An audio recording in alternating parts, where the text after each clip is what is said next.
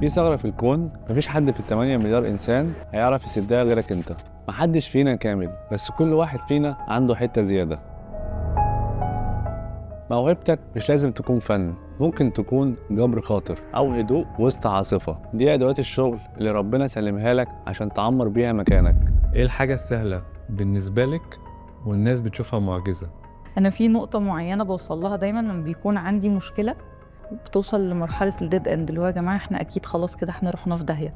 فأقول لهم بصوا احنا عملنا اللي علينا، خشوا ناموا بكرة الصبح ربنا هيحلها.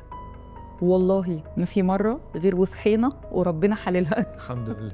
الحمد لله، لأنه أنا عملت اللي عليا، ما فيش في نيتي حاجة وحشة، الناس الموجودة فيش في نيتها حاجة وحشة، بنعمل حاجة كويسة وليها اوتكم كويس وفي منها هدف، وبالتالي خلاص هي آخر خطوة خطوة التسليم، واللي بعدها الرضا. النتيجة بقى كده أو كده، أنت عارف من تجاربك قبل كده، وربنا قال لك مليون مرة بأحداث في حياتك إن سلم تسلم، ده حقيقي. ملهاش حل تاني.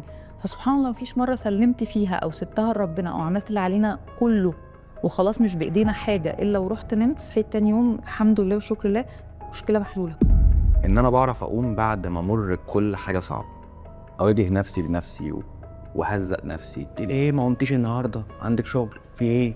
انا بقيت بس بعرف اقوم بعد ما امر بكل حاجه صعبه.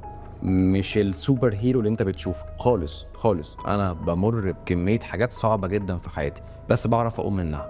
اللعبه في ان انت تستغل الاوبشنز اللي موجوده في حياتك.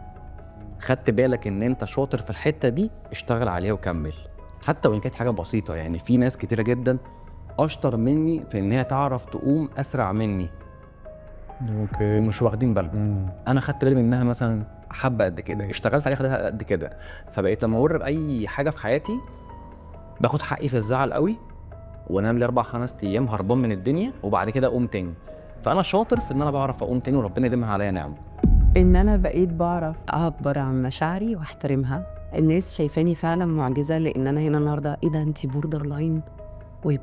عادي بطلع اتكلم عن مشاعري. الريلز بتاعتي بطلع اعيط فيها اوقات لما بكون واقعه في موقف مش لطيف، فوانا بتكلم عن الحاجه اللي حصلت لي عشان انا عندي اضطراب الشخصيه الحديه، فاساعدكم ان انتوا كمان ما تحسوش ان انتوا لوحدكم، وان ده هيخليكم هنا النهارده اقول لكم انا اتعلمت اتعامل ازاي. فده بيخليني اوقات عشان انت بتطلعي تتكلمي عن وجعك وبتطلعي تتكلمي عن عياطك وانت دكتوره نفسيه، وطبعا ده بيعرضني لنقد كتير اوقات، واوقات ناس كتيره جدا انا الدكتوره المضطربه. انا مش جايه الدنيا عشان اعجب حضرتك، فيبقى مثلا ناس كتير ابقى قاعده في وسط مسلمين مسيحيين ملحدين في جروب ثيرابي او حاجه، وتلاقي وانا طالعه انت بتتكلمي عن الدين كده وبتاع مش عارفه. ايوه يا جماعه عشان this is my، ده يقيني، دي مشاعري، دي انا، مبقتش استخبى.